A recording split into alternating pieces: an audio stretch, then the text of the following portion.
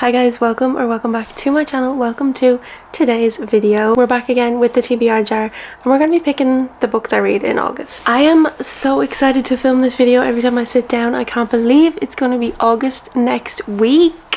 That's insane. There's a few on here that I would really like to get to in August before summer ends, so I'm hoping the jar will pick them out for me. Oh, I forgot to add one. I forgot to add this to the shelf. It's on a separate shelf to the others because it's on my Ashley shelf, but I cannot forget that one. I'm so sorry, the setup is not the best, but I have ordered a TBR cart, so next TBR video I will have a cart and you will be able to see the books way better than you do right now. But this is my current TBR shelf. I have some hopes to read The Sunday Garden by Ashley Poston and Our Deadly Summer potentially, and The Burning Side. I would really like for them to be added to the TBR for August. They're just like most anticipated for me, I feel, out of the pile here. So I'll be picking 5 today, but I do always have 6 books on my monthly TBRs because I have book club, but I just don't know what that is yet. Let's begin, shall we? Let's go with this one for the first one. I'll let you read it first if I can open it. Without reading, I'm not looking. Oh, a book based in a city. Okay, I'm pretty sure this is based in a city.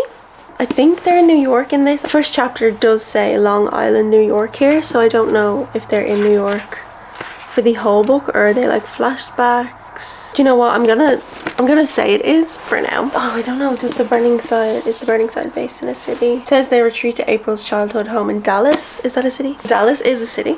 I should have known that, but Dallas is a city, so this could be one. We could go for The Burning Side. I think Promise Me Sunshine, is this in New York? It doesn't really say. The Sunday Garden? Is this in the city? Over a Summer in Maine, is that a city? I don't know. God, I'm not good at geography, clearly. No, Maine is not a city. This is based in Berlin, this book. This book intimidates me slightly though, because this is, as you can see, a Penguin classic, and I have just recently purchased this book. One of my 2026 goals, like for reading, and one of the books on my 2026 books, I think I picked 12 books for 2026 to read. I said I wanted to read a classic, so I need to sort out the shelf really quickly because I can't actually get the books off it, so I'm gonna do that really quick. Okay, that looks a little bit better. I have decided to take off the fantasy books from my TBR just for now because they don't fit on the shelf and because I'm not in the mood to read them, and I'm not going to be in the mood to pick them for August unless I get a prompt that says a fantasy. I'm not in the mood to read any of those,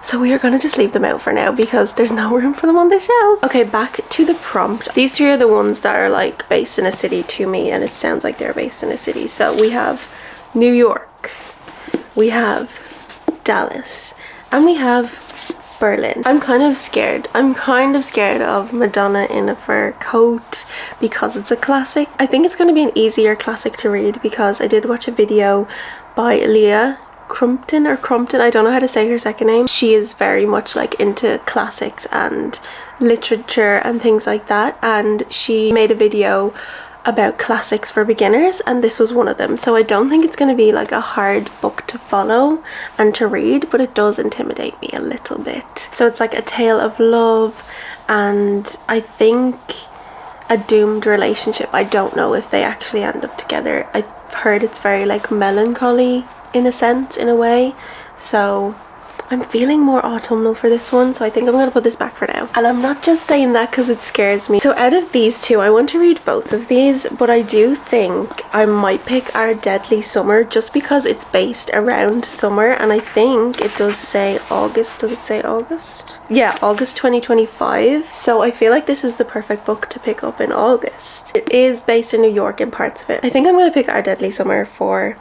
a book based in a city because I really want to get to this before the summer is over. I'm excited about this. That took a long time to pick the first prompt, so we are going in for the next prompt. I think I'm gonna pick, oh, I almost saw that one, so I'm not gonna pick that one. This one for prompt number 2. I'll let you read it first if I can open it. Free pick! Oh my god, how exciting! Free pick. I've never had this before. I'm gonna put that back in because I feel like the free pick is such a fun one. What'll I pick, guys? I feel like I want to pick The Someday Garden by Ashley Boston, because this is one that I want to get to before the end of summer as well. Ashley is one of my favorite authors. I adore her writing and I can't wait to get into this book, so I feel like I'm just gonna pick this straight away. Like, I do really want to read The Burning Side, but I feel like The Burning Side could also go into September if I don't get a prompt for it. And I just really want to get to this book. Based off my last couple of reads that I'm having in July, I think I need some lightheartedness, and I think this is going to give it to me. I'm going to pick The Someday Garden by Ashley Boston for my free pick. I'm so excited about that. Adding her to the pile. Third prompt is going to be... oh, that's a big one. I don't want to pick up. This one. I will let you read it first. I'm not looking. I am not looking. I don't know if you can see that. I'm trying not to read it. Oh, a book written by a male author. I don't know if I have a lot of these. Sarah Demoff, no. Lynn Painter, no. Elle Kennedy, no. Julia Quinn, no. Carbasto, no. Christina Lauren, no. Frederick Bachman, yes. I don't want to butcher that second name. I actually do not know if that is a male author or not. I will look it up. Chloe Michelle Howarth, no. Jennifer Lynn Barnes, no. Sabhatian Ali, I actually don't know if this is a male author either. So I'm going to look up if these are two male authors and then we will see. I don't want to butcher the name, but it's Mai or May. I think this author is a woman. I don't know if I'm going to say it's right. Sabhatian Ali is a male author as well. So we have Frederick Bachman, my friends, and we have Madonna in a Fur Coat to choose from. Okay, maybe the jar wants me to pick Madonna in a Fur Coat. Like, is this fate? Should I pick Madonna in a Fur Coat? My Friends was on one of my TBRs. I think it was my April TBR, and I didn't get round to it. So I feel like I should be picking My Friends. It's not going to be like a fun summer read, but this is just giving... I need to read this in the summer, and I don't think I'm going to pick this up after summer if I don't read it now. I'm going to pick My Friends. I'm going to add My Friends to my August TBR. I think it's time to read it. Adding My Friends to the TBR, and we're putting Madonna and Virgo back because it's scaring me, guys. It's scaring me. We have 2 more prompts to pick. So the next prompt I'm going to pick is gonna be this one. Letting you read it first. Letting you read it first. I can't see that. Oh, a Kindle book. I have Loved One, which I would really like to get to. What is Loved One about, actually? I can't remember. For years I'd known exactly who I was to Gabe. It was a long story, but I could tell it confidently, like a bartender sharing a recipe for her signature cocktail. Now things were so jumbled, I didn't know where to begin. When Julia's first love turned close friend Gabe, a successful indie musician, dies unexpectedly aged 29, Julia is launched into an intercontinental quest to recover the possessions he left, with the friends and acquaintances across the world. The search for these items leads Julia to Elizabeth, the last woman Gabe loved, in an interaction that leaves Julia with more questions than answers. Okay, both women, it turns out, have something to hide and soon find themselves engaged in a complex dance of withholding and revelation. Together, the two must reconcile their conflicting memories of Gabe and who he was to each of them, and who they now are to each other. That sounds interesting. I like the sound of that. We have so many on my Kindle. I actually have so many books on my Kindle. Okay, we have Perfectly Ordinary People, which was on my July TBR, which is on my July TBR, but I don't know if I'm going to get to it in July because I'm filming this on the 24th of July and I am trying to film a video to take down the July TBR, so I'm hoping to read it or even start it maybe. I have Dance of Lies, which I tried to read. I wasn't really into. I don't think it's fantasy time. In saying that, I have The Night Prince, which is the second book in the Wolf King series. I loved the Wolf King. I really enjoyed that, so I could read The Night Prince. Legendborn, again, it's a fantasy. I feel like this is very autumnal. Okay, I have a Christmas book here. Metal Singer, again, I don't think I'm in the mood for a fantasy. Under Your Spell, what is this book about? Okay, she only wants 3 things. He isn't one of them. Dumped by her cheating ex, fired from her dream job, about to lose her flat, Clementine Monroe is not having a good day. So when her sisters get her drunk and suggest reviving a childhood ritual called the breakup spell, she doesn't see the harm in it.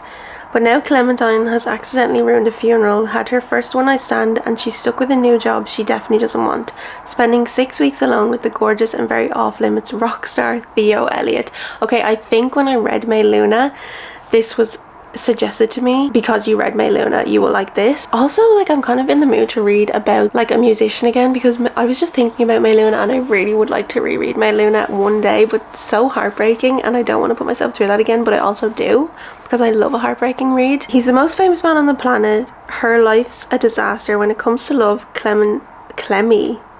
I'm not being funny, but why is her nickname Clemmy?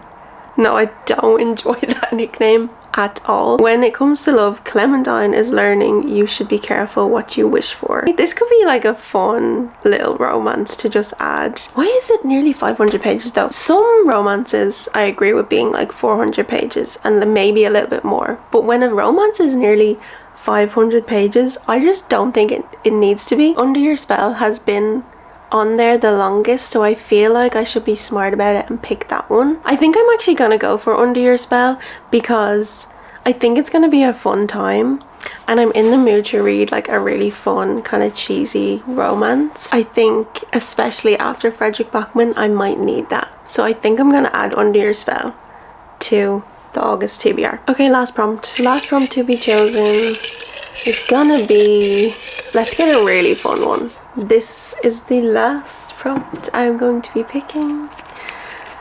Let's see what it is. I'm trying not to look and let you read at the same time. Oh, a book with an orange cover. A book with an orange cover. I got a book with a blue cover, didn't I, last time? We have a few here. Promise Me Sunshine. Does Sunburn? Sunburn definitely has orange on the cover. We could go... The Full Moon Coffee Shop kind of does, but I feel like it's more so like navy. Am I stretching and saying The Burning Side is orange? Yes, I am definitely stretching with saying The Burning Side is orange. Honestly, I don't want to read this. I'm gonna be honest, I don't want to read this. And I also think this is more autumnal, and I definitely think I will want to pick this up in like September, August time, so I'm gonna put this back. So between Sunburn and Promise Me Sunshine, which one will we go for? Sunburn I have just recently added to my TBR, but I've heard so many good things about this for years now as well. 1990s in Ireland, and it's about two girls. They have a really good friendship. I think the main girl is Lucy in this, and she's always felt like motherhood is not for her. During a long hot summer, when a spark with her school friend Suzanne escalates to an all-consuming infatuation and very quickly to a desperate and devastating love. I've heard such good things about this, and again an Irish author. We could go with Sunburn. It also is based during the summer, so I feel like I'm trying to get all my summer books read before the end of summer. But then also we have Promise Me Sunshine, which was on, I think, my May TBR. It was on one of my TBRs recently anyway, and I didn't get to it, so we could do this. This is also a heartbreaking story, I've heard. Yeah, it's about a girl and her best friend has passed away, and she's kind of going through like grief and things like that. She starts babysitting a 7-year-old girl, and she meets her uncle, I think, and I think they go on like, she goes on her own personal journey of grief, and he's like there to help her maybe. I really want to read either of these. I think the most orange on the cover is probably Promise Me Sunshine, but then also Sunburn is giving more orange to me. It doesn't say it's like during the summer or anything, so I feel like I could read this anytime.